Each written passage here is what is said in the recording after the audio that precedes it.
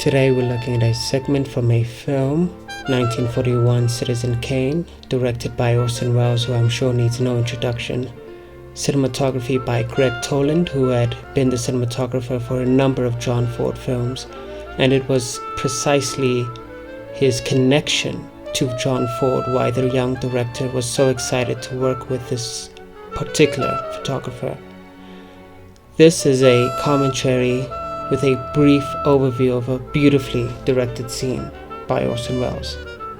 We'll take a brief look at the blocking, camera position, and the use of certain cinematography techniques that were innovated by both Orson Welles and Greg Toland.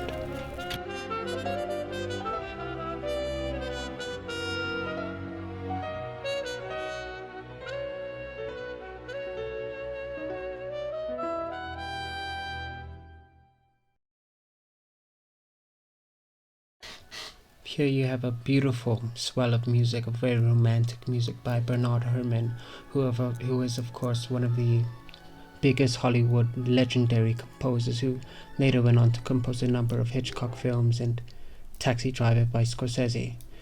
Of course you see there as young Kane being played by Buddy Swan as he throws the snowball at the house.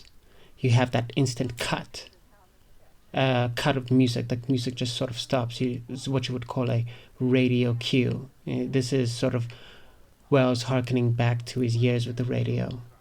And of course, one of the first things that you'll notice, and you can rewind this, that you'll notice about this scene, about that camera pull, is that when the camera pulls back, you see in the lower left corner the hat moves, it jiggles just a bit. That's because how they shot this scene is that they had to take this table and split it into two, and then close it up again when the camera had receded back. This was so that they could keep everything in focus and without having to cut. You can see the scene. It runs on for quite a long time without having to be cut. And of course you can see young Kane being sort of playing out there in the frame, the frame within a frame back there. It looks very beautiful.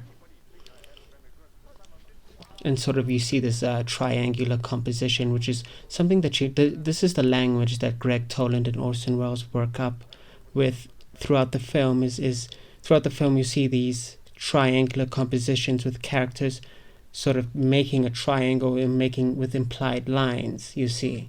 And then Kane always sort of being in the center, sort of he's the one, the most in the background, showing how little power he has, and also showing sort of how little power he has, yet he's the center of the conversation. You see this played out in other scenes where Kane is older and he's in the center of the scene. Of course, you have a wonderful actress, Agnes Moorehead, who's playing Citizen Kane's mother. And then you have this wonderful shot. You go out of the window, and then you're outside, and then you lead into this very long take.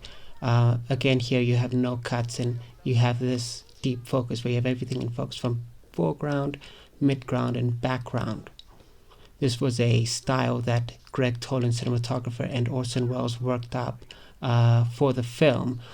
Greg Toland himself, as the cinematographer, had to get these sort of special lenses so that he could find a way to sharpen the image.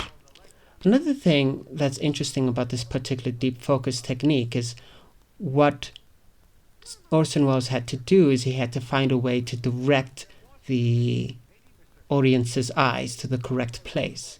Here he does it by using lines, because usually in a typical film you would have whatever you want in focus to be in focus, and then the background out of focus. But here everything's in focus, so the director has to direct the audience to look at the correct thing. You see, everybody's now looking at young Orson Welles. And then as an effect, we're all looking at him as well. And of course he's in the foreground, sort of not necessarily the biggest, but the first thing that we see.